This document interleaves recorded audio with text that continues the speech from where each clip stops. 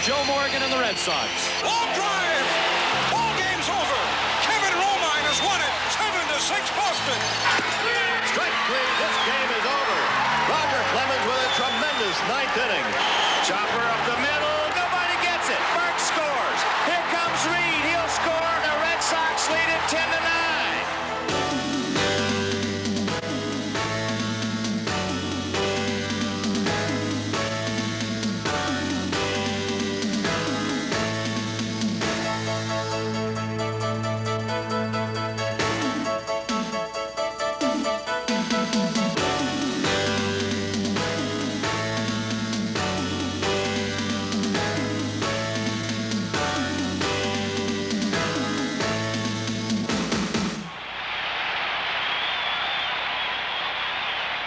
Morgan's Magic, the story of the 1988 Boston Red Sox.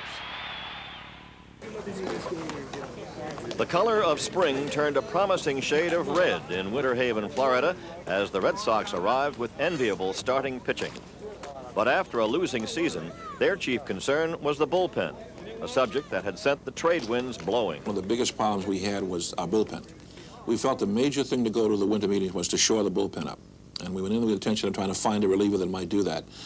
We came back from the winter meetings with Lee Smith. We traded Calvin Schiraldi and Al Nipper for Smith, and I felt it really had shored the bullpen up considerably. I felt going to spring training that this ball club had a chance to contend. I knew the race would be tough, but I really felt that we had a chance to be in that race and be in the race all year. And so Smith, I felt, was a major part of our ball club at that time.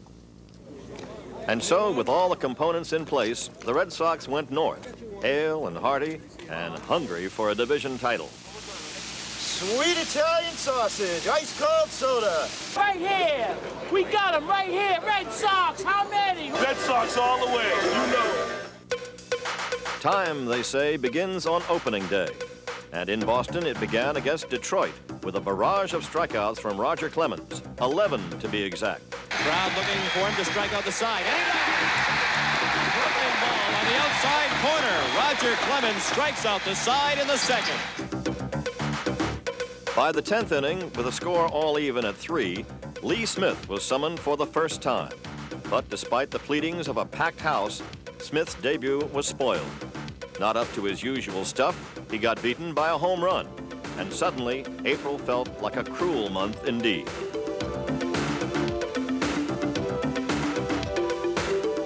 But shaking off the chill of opening day, Smith made swift work of the Tigers in his next outing.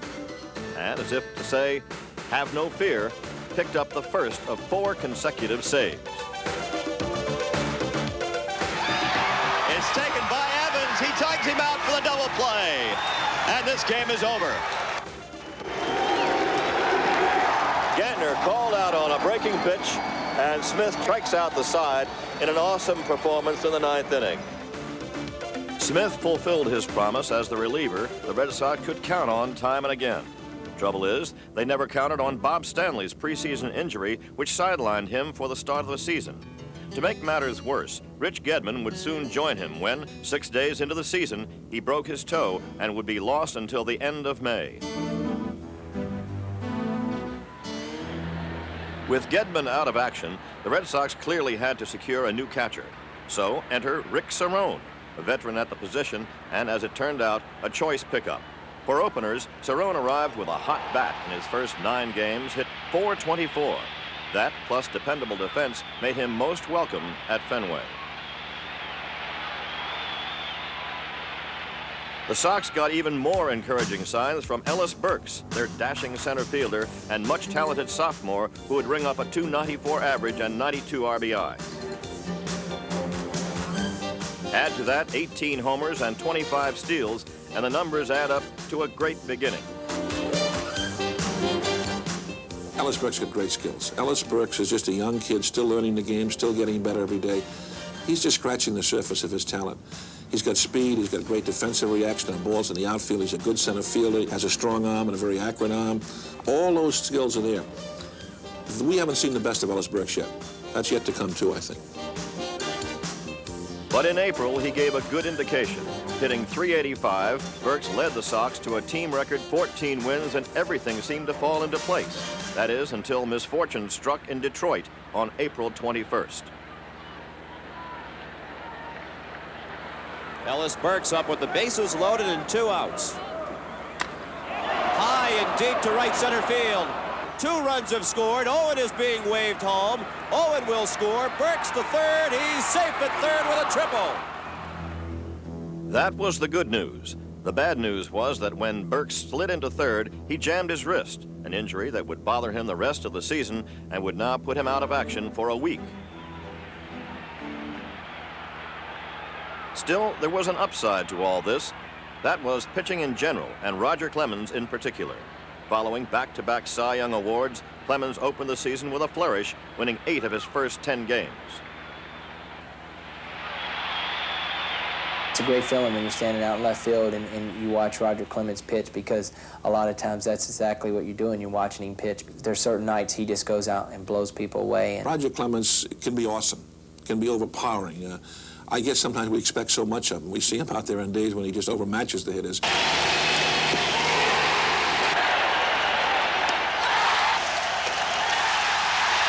He's the most dominating I've ever seen. I mean, in my time, I just can't, I can't compare with years gone by like a lot of people, but I just can't see anybody being more dominating in whatever era than Roger has been. He's a special talent. Even with a late season slump, Clemens would record 291 strikeouts, most by an American League pitcher in 11 years.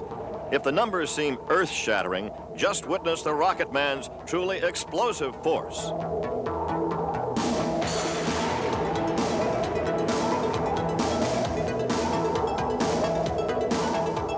Sending out explosives right from the start, Clemens won 5 of his first 7 games by shutout. Roger Clemens, a 3-hit shutout. And a shutout for Roger Clemens. Roger Clemens with his 3rd straight shutout against the Milwaukee Brewers. He has a real trust of his ability. I mean, he trusts himself more than anybody, and he's more prepared than anybody. He knows he's going to beat him down, that he's going to put more pressure on that guy than they can put on him, and they can't beat him, and he knows they can't beat him. Despite a team slump in May and June, Clemens continued to fire away and wound up the first half of the season with a 12-5 record. As far as dominating and carrying a ball club, it was Roger. I thought there's nobody better, and he was really a big part of getting us at least, just keeping us 9 games out. It could have been a lot worse. True, but as well as Clemens pitched, the Sox plunged below 500, and John McNamara was understandably worried. On May 20th, Clemens pitched a career-high 10 innings in a game that typified the team's troubles.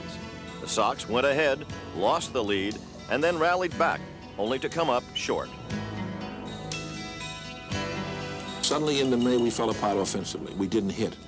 We'd have bases loaded, nobody out couldn't score. We'd have first and third, nobody on couldn't score. We just couldn't drive a run in.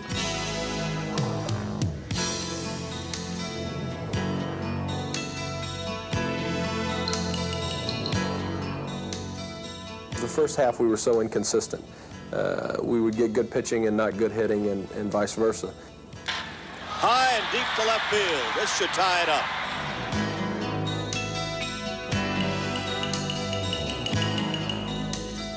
We started second-guessing ourselves. The paper, everybody in the media was second-guessing the Red Sox, and there was talk about McNamara being fired and making a change there. So it put a lot of pressure on us, and pressure that really took its toll on the team.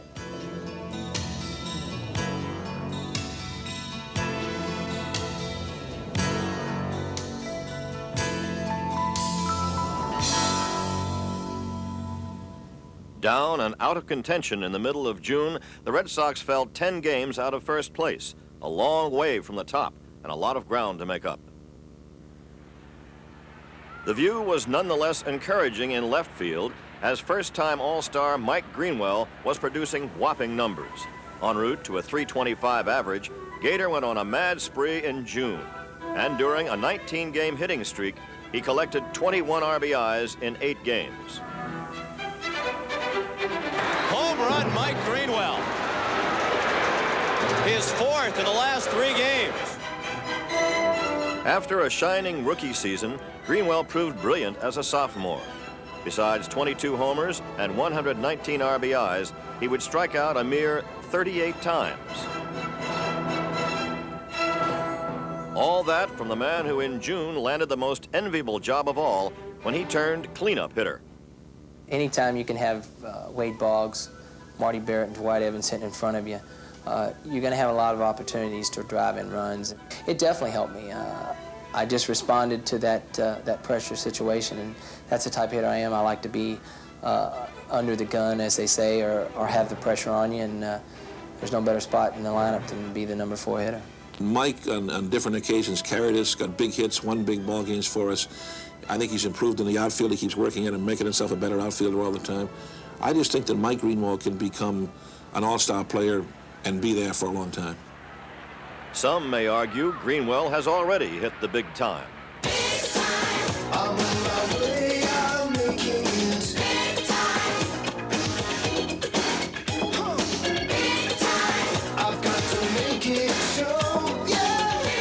Coming in a hurry is Greenwell to make the diving catch. So much larger than life.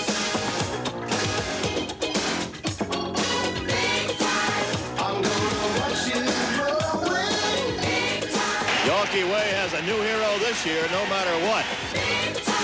On the mountain,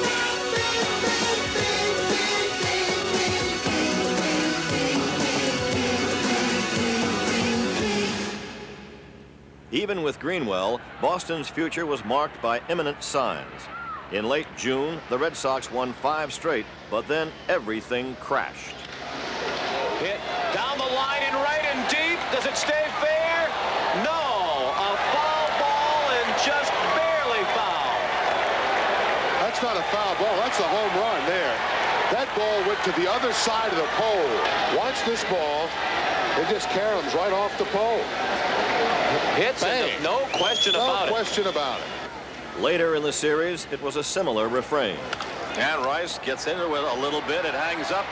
And Wilson comes up for the catch. And will throw to second base for the double play and the triple play. Triple play for the Kansas City Royals. Compounding Red Sox woes, a viral infection in early July sent Bruce Hurst to the sidelines for 2 weeks. There, he joined Jeff Sellers, who fractured a bone in his pitching hand, depleting the ranks still more.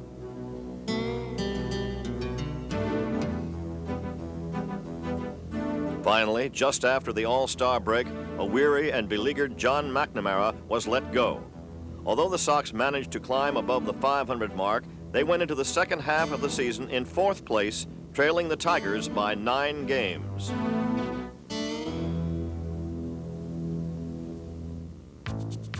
The change in managers came on July 14th, when third base coach Joe Morgan stepped in to fill McNamara's shoes.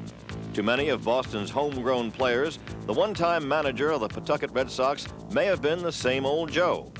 But every move Morgan made not only worked, it produced a magical effect. Rookie Jody Reed was permanently installed at short. The switch-hitting Todd Benziger was given newfound confidence and a job at first base, and the Red Sox got much-needed right-handed power from new acquisition Larry Parrish. I remember telling the club that they were a better team naturally than they had played, but maybe we can't win this thing, but certainly we can creep up the ladder, and if we get up in a second place, who knows after that. But we got there in an awful hurry. Joe Morgan on the verge, perhaps, of his first Major League managing victory. What a way this would be to start a Major League managing career. And so it began. 16 strikeouts for Roger Clemens and win number 1 for Joe Morgan. Suddenly, the Red Sox had a new lease on life. They swept a doubleheader, and next day against the Royals, rallied back from a 6-0 deficit, finally getting even in the 8th inning when Dwight Evans stepped into the picture. Drive toward the wall, way back, and tied up! 1 inning later, in the bottom of the 9th, the Red Sox got a little touch of magic from the little-used Kevin Romine, who delivered the killing blow. Here's the pitch. Long drive! Ball game's game's over. Kevin Romine has won it. 7-6 Boston. Fenway hearts were pumping with pennant fever as the Sox made it 3 straight, 4 straight, 5 straight. And then, with number 6 on the line, Larry Parrish came forth.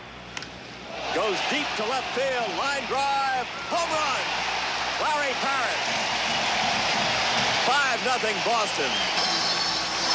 Well, that's what they got him for. Parrish powered the Sox to number 6.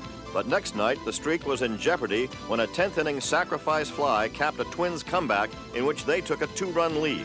I was at first base with Todd in the top of the 10th when they scored 2 runs or so, and we were saying the same thing, like, I can't believe that, but we need to get this big out here. And Todd goes, if we get an out here, you never know. Tying run at third, the winning run at second, as the Red Sox climb back. High drive, right field, way back. Home run, the Red Sox win. Todd Benziger. Another hero, another victory, and suddenly 5 games out. But there was more to this game than a spirited finish. Boston's new manager became known to everyone when he pulled a shocking move in the 8th inning.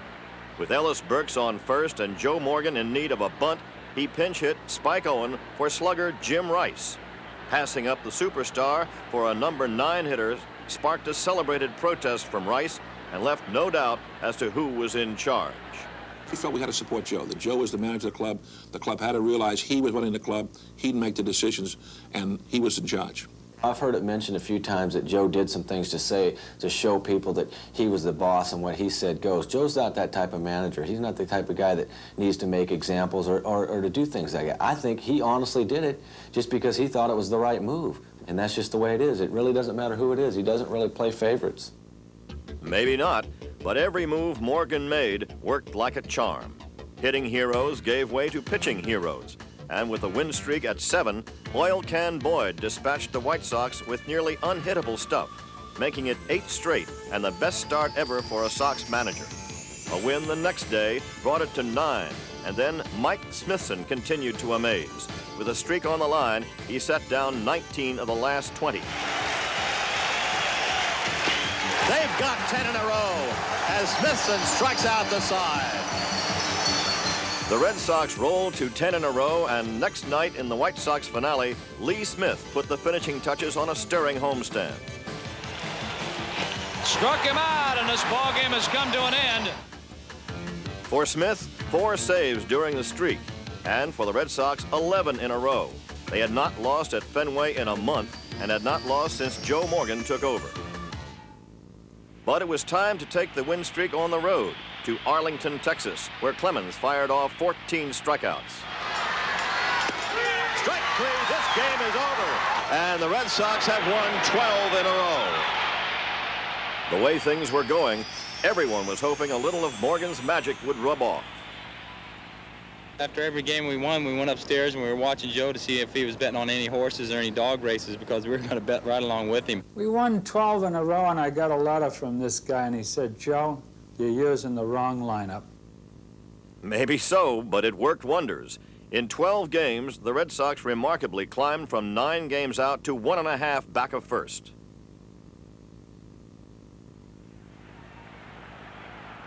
But next night in still sweltering Texas heat, the string snapped. Slam to left field, it is caught, and the streak is over. Losing only 1 game in 2 weeks should not have been cause for alarm. But in that game, the Red Sox quickly came down to earth when they lost Oil Can Boyd to a sore shoulder. 2 days later, the Sox returned home where they had not lost in more than a month. But they were minus a starter. Now when Boyd goes down, it looks like Boyd is questionable because of the physical status of him and because of his health being in jeopardy. We decided we had to get a pitcher. And Joe Morgan has a new pitcher to replace Oil Can Boyd. The Red Sox have just announced that they have made the trade with the Baltimore Orioles. They have acquired Mike Boddicker. When I first came over, the first game I got to watch, I was charting, I was pitching the next day. And Roger was pitching. It got to be late innings. It was 2-2. And Marty Barrett was on third base. Goes to right field. That's going to drop in there. A diving catch by Rob Deere. Coming onto the plate is Marty Barrett. The relay. He is out at home. A double play ends the inning. And everybody's going, I can't believe you didn't tag on that, you know, and everybody's just harping on it. And our coaches, everybody, up and down going, I can't believe he's got all this experience and he didn't tag. You've got to know better than that and all that stuff. And Joe came down and says, hey, relax, everybody makes mistakes. That's all he said, and everybody calmed down. Marty came up in the 9th inning, bases loaded off of Higuera. Barrett bangs one into left field. This game is over. The Red Sox win it 3-2. For Barrett, a case of redemption. For the Sox, 19 straight at home. And for the newcomer, a case of nerves. I was nervous because I pitched the game. I started the game when they started the streak when I was with Baltimore. And here I was coming in, pitching, trying to extend the streak. And I felt like it was my first game in the big leagues again. I was real nervous. The crowd is into the game early. And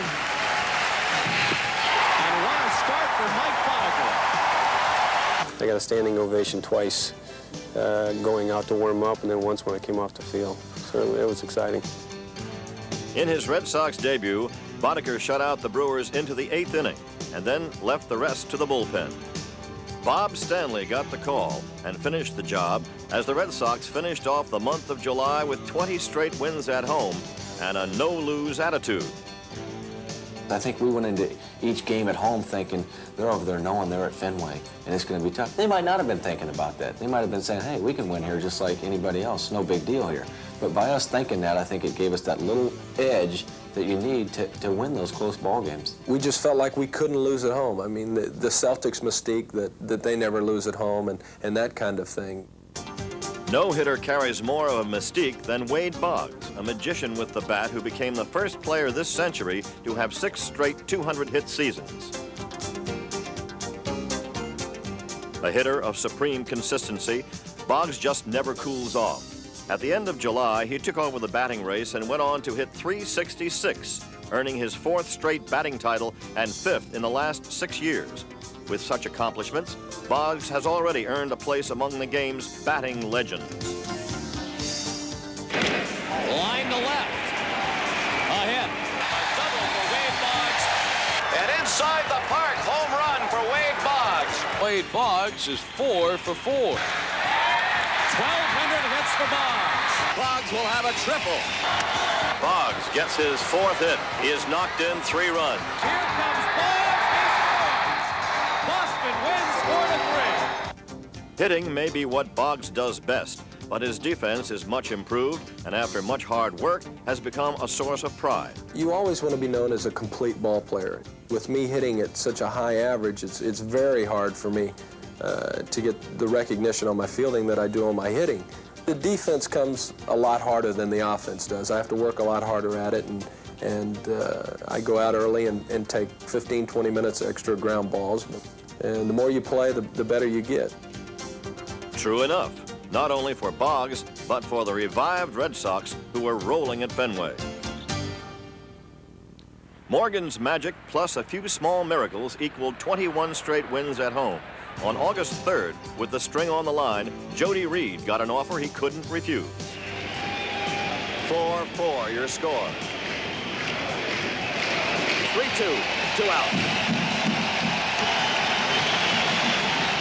Reed bangs one into left field. Base hit. Burks will score. Throw to second base, safe at second. The Red Sox lead by 1. Jody Reed, a clutch single, driving in the go-ahead run. The lead held up, and with 2 down in the 9th, the Red Sox stood 1 strike away from first place. Strike 3, and the streak reaches 22. 22 straight at home, and best of all, tied with the Tigers on top of the East. The Red Sox finally got a taste of first place, but a taste was all it would be.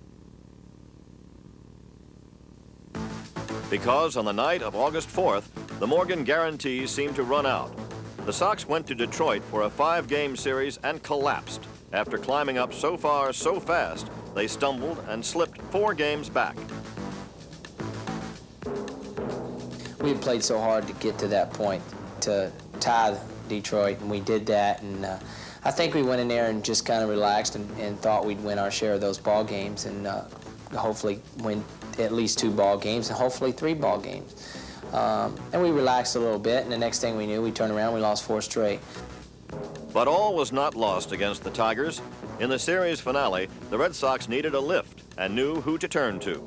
But I knew Hurst was going to pitch well that day, and I kind of went out on a limb and said that he was going to spin a beauty and we'd win tomorrow. And the Tiger players, some of them didn't like that. But can I have an opinion?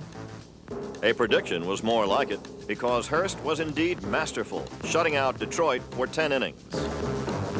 The feeling we had was Bruce was pitching a great ball game, and we had to win this game. You know, and we didn't want to let Bruce down and ourselves down. You know, he was throwing a great ball game, and we had just lost 4, and we needed that 5th ball game. He lost the bat. Benzinger knocks it down. Hurst had to dodge the bat, and he got to the bag before Murphy. What a finish for Bruce Hurst, and it's only fitting that Bruce should have the final put-out on the score sheet. The first shutout of the year for Hurst, the 13th of his career, and his first win at Tiger Stadium since 1980. Bruce is an intense competitor, really a strong competitor. And he won some very, very big ball games. For his games we had to win, he won. It was by far his best year as a major league pitcher, and it really proved the potential he's got. I've always said since the day I came here that Bruce Hurst was capable of being a 20-game winner. And he came very close to being that this year. In fact, Hurst would win 18 games and carry the team much of the way down the stretch. He had become a star, something that seemed impossible 7 years ago. 1981, Joe was my manager in Pawtucket. That was my 6th year in the minor leagues. And I'm the kind of guy that I figure there's a lot of happy people in the world. And if I don't, they don't play baseball, and if I don't play, I figure I can be one of them. I mean, I don't, baseball players don't have the corner of the market on all the happiness and stuff. And he said, Joe, I think I've had it. I'm going to hang him up. I said, what's wrong, Bruce? He said, well, things aren't going so hard. I don't like the travel and things of that nature in this game. I said, well, if you don't like the travel, you're certainly in the wrong business. I spent 3 days holed up in my apartment in Pawtucket, and it wasn't really what I wanted to do. My wife and I, we just couldn't figure out what to do. I called some friends, got some great advice, decided I was going to come back, and it was hard. But, I took a lot of criticism from the players, and probably rightfully so. I mean, they'd been through the whole thing, and it's just as tough for them as it is for me. And came back and made the big leagues at the end of that season. I've never been back since. Here's a guy now that can go out there in the toughest clutch situations and pitch better than the next guy.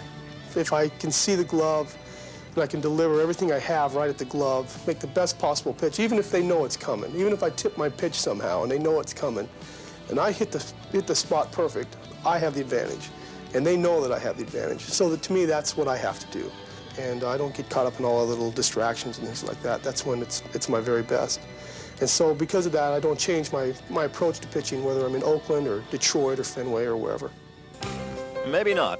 But at Fenway, where left-handers are not supposed to win, Hurst went 13-2.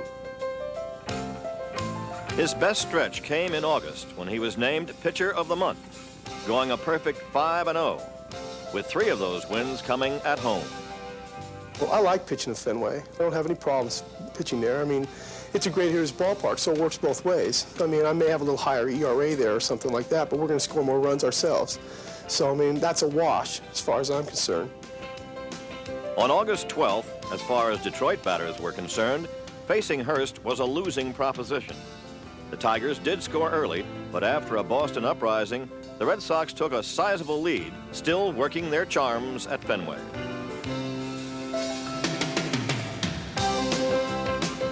Bob Stanley came on to save it, and the Tigers went down easy. Little looper. Benzinger is under it. Game 1 goes to Joe Morgan and the Red Sox. A new American League record, 23 straight wins at home. But they didn't stop there. The next day, the Red Sox made it 24, thanks to the truly explosive bat of number 24. A high drive left field. Hangs up, and gone. Home run. 2-0 Red Sox. Excitation soon turned to frustration when the Tigers overturned the lead. But, as if to say, a clout for a clout, Boston countered in the last of the 6th when Evans came up again. high drive, left field. See you later, baby. Home run over everything. Red Sox lead 5-4. The shower of power continued as Mike Greenwell hit one out. The floodgates soon opened. The Red Sox added 10 more runs, and in his biggest day of the season, Evans delivered again.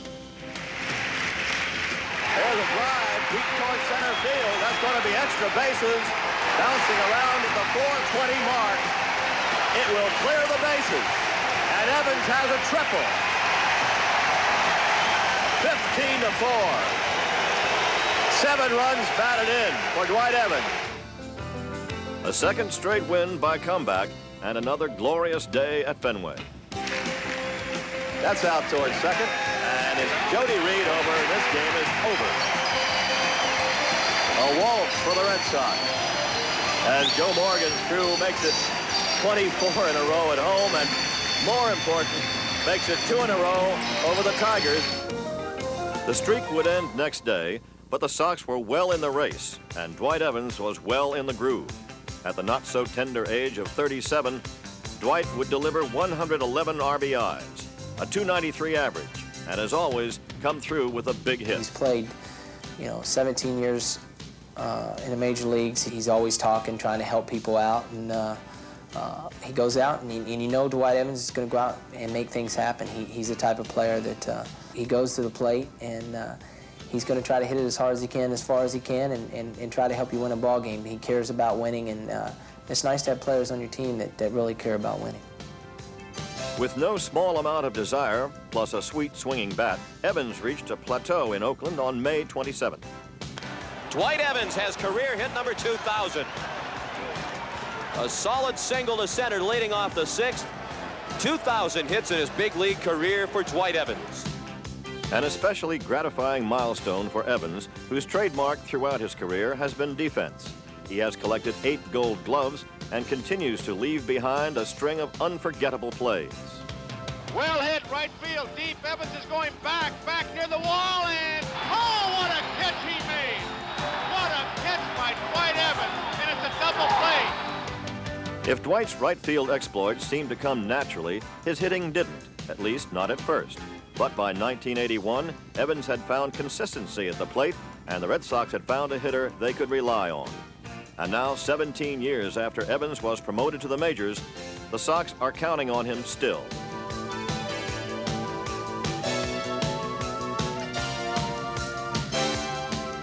So no surprise that Dwight figured heavily down the stretch, which on September 4th brought the Red Sox to Anaheim with a chance to reclaim first place. They had lost 5 of 6 on the West Coast, and things didn't look much better now as the Angels took a 4-0 lead. But the Sox came back to tie it, and then Larry Parrish led off the 10th with a bang.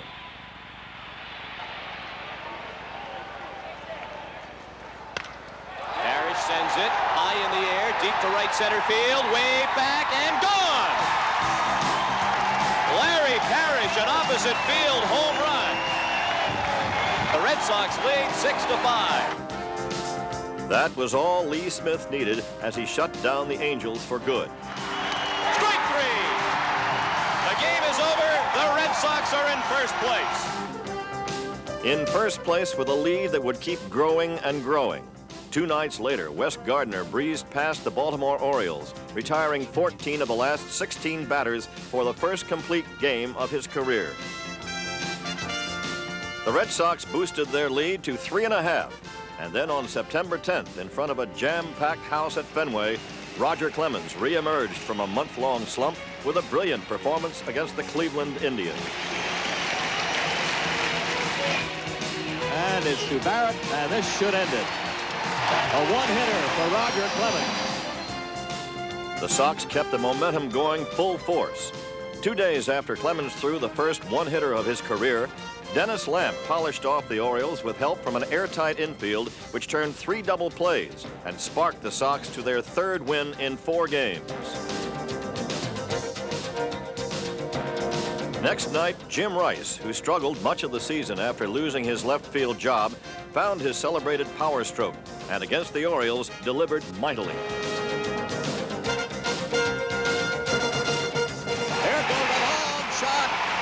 left center, and it is out of here for a grand slam.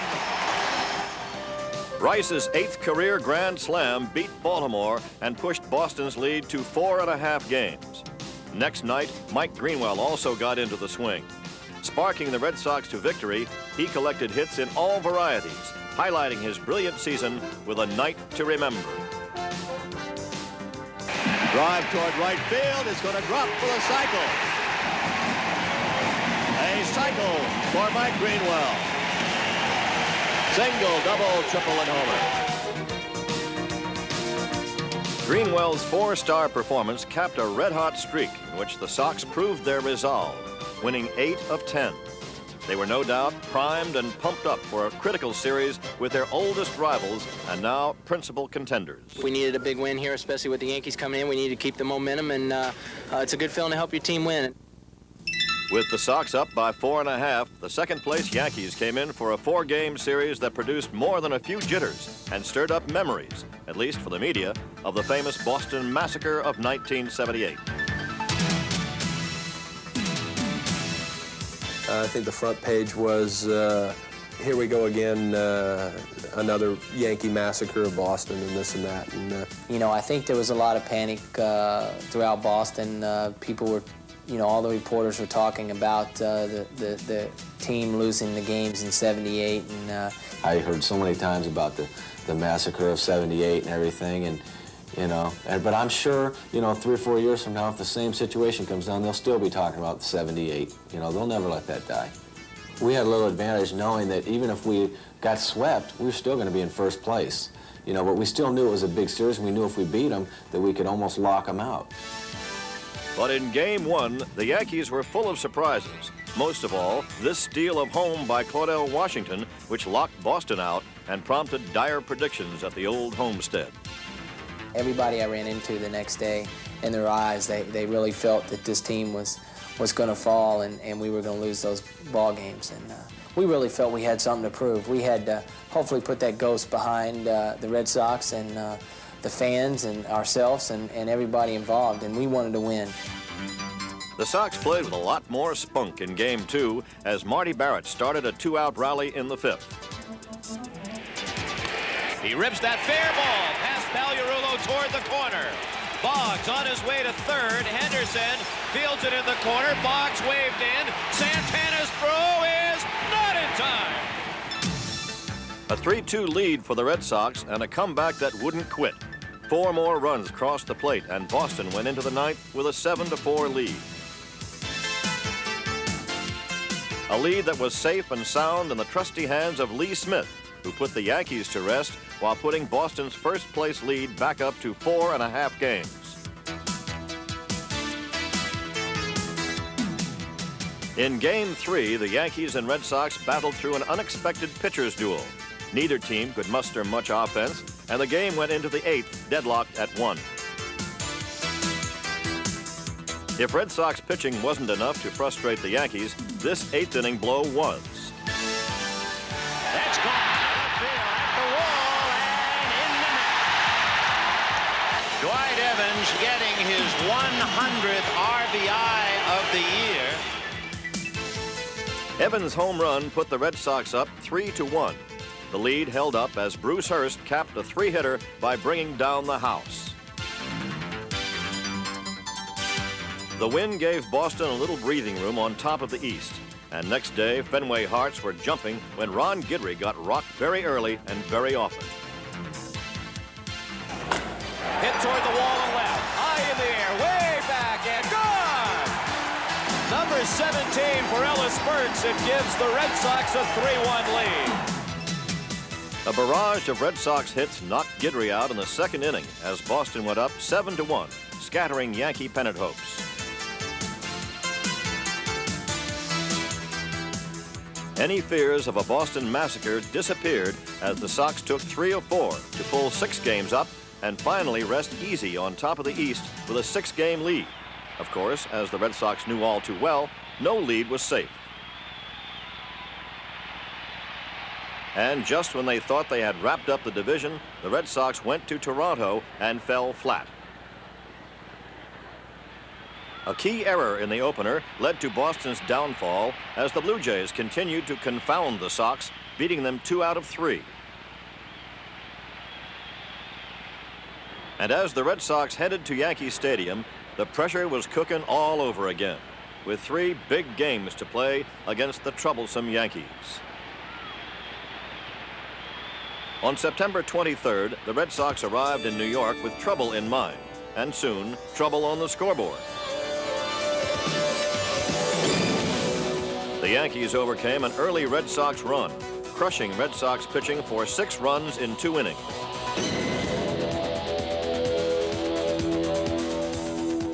The Yankee assault brought bedlam to the Bronx, knocking Bruce Hurst out of the game and giving New York a seemingly unsinkable 9-5 lead. With, 40,000 people at Yankee Stadium screaming and yelling, and they pretty much thought the Yankees had already won the ball game. And then we just chipped away. We chipped away and chipped away, and there was a feeling on the bench because at the time the Yankees had been struggling, and we knew that their relief pitching had blown some games. And they could put anybody they had out there, and we were going to score if that's what we needed to do.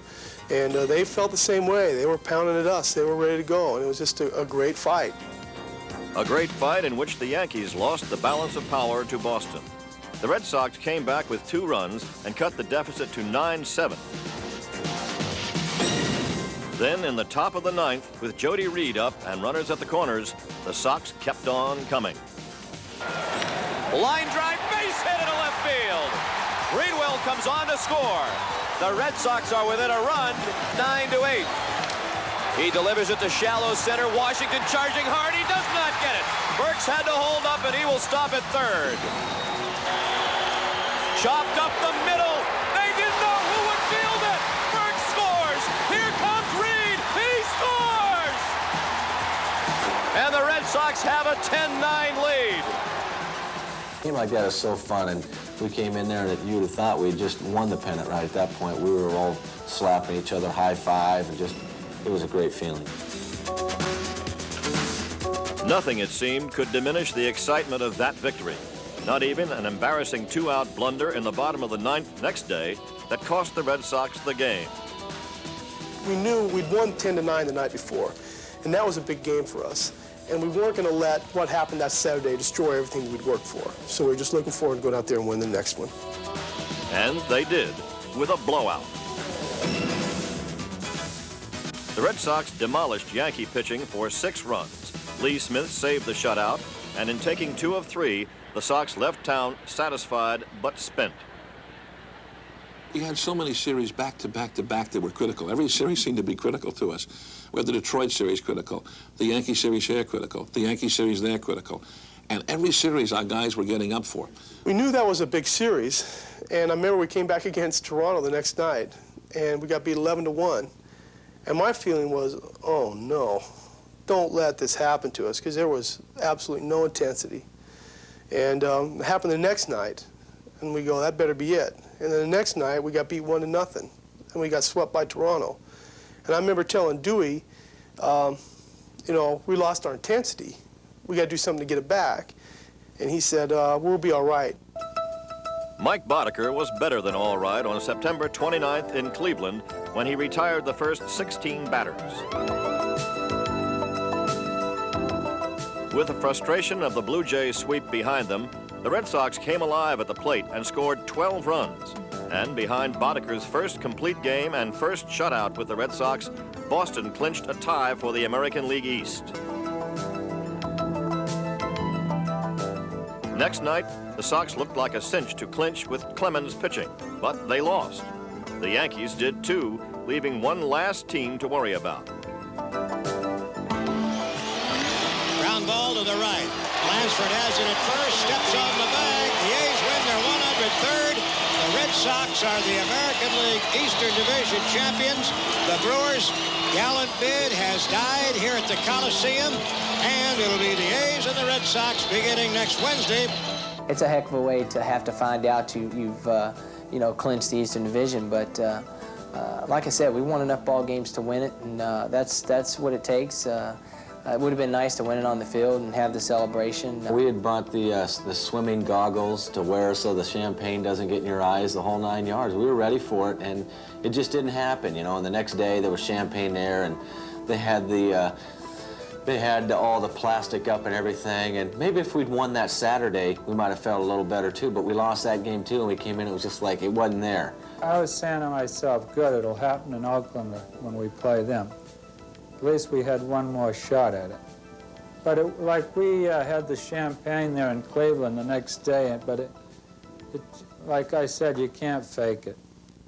The Sox might have been minus a celebration, but they were champions of the East and were headed home for the American League playoffs against the all-powerful and heavily favored champions of the West.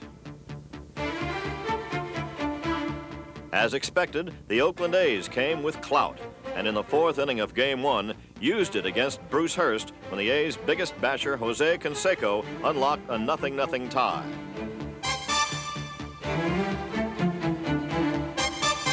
The A's added one more and went into the ninth inning leading 2-1. Dennis Eckersley was entrusted with the lead and got out of a jam by striking out Wade Boggs to give Oakland a one-game edge.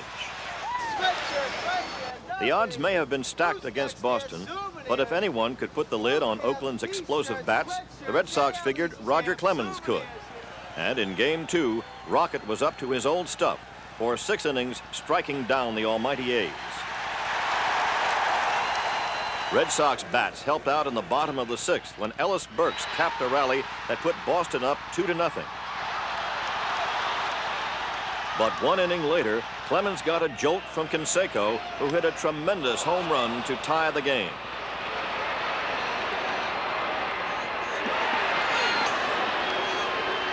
Both sides scored once more and went into the 9th all even at 3. But Walt Weiss put Oakland ahead 4-3. The Red Sox failed to score in their half of the 9th, and once again, the redoubtable Dennis Eckersley saved the day.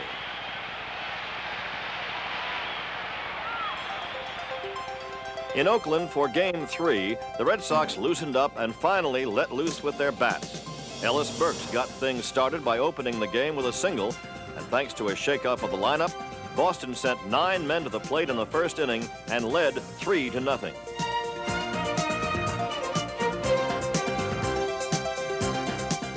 Mike Greenwell snapped a postseason slump, driving in 2 of the runs, and suddenly the team that couldn't win at the Coliseum all season was doing a little bashing of its own.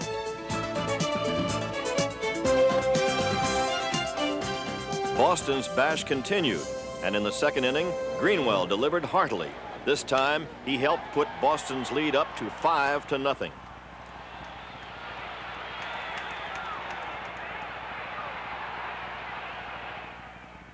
But the A's promptly and convincingly launched a comeback that demolished the Red Sox. Oakland scored 6 runs in 2 innings and went on to a 10-6 victory.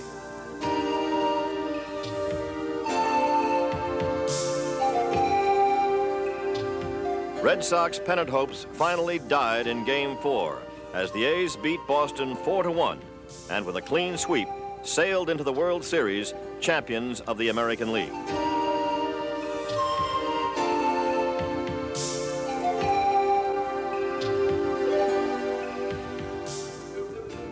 The pain of losing would no doubt be hard to forget. But as Red Sox fans would long remember, theirs was a team that had been counted out halfway through the season. A team that had made a magical turnaround. To me, it just showed that these fellas really wanted to do better and were capable of doing better. It's like they said, well, this is it. We got to do it now, and we can do it. That was the biggest part about it. And when they did that, I just knew it was going to be a good year. In his own quiet and unassuming way, Joe Morgan transformed the Red Sox into division champions, proving in the end that the magic of Joe Morgan is the man himself. There is a difference between being third base coach and being a manager. I mean, nobody knew how he'd handle a big league job like that. And it's the same guy. That's the same Joe, and he did a great job. He just knew how to motivate us, and we really took off for him. And it was a great thing, and it was a great thing for the Red Sox, the fans, and a great thing for Joe Morgan. it makes you as a player really want to win, not only for the team, but for him. You know, when you really want to win for your manager, it could give you that little edge that gets you over the top.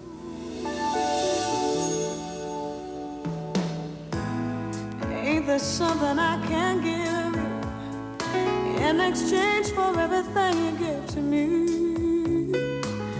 Read my mind, you make me feel just fine when I think my peace of mind is out of reach. The scales are sometimes unbalanced, and you bear the weight of all that has to be. I hope you see that you can lean on me, and together we can calm the stormy seas. When life's so strong and so unselfishly, and I tell you now that I made a vow, I'm giving you the best that I've got, baby. When love is so strong and so unselfishly, and I made a vow, so I tell you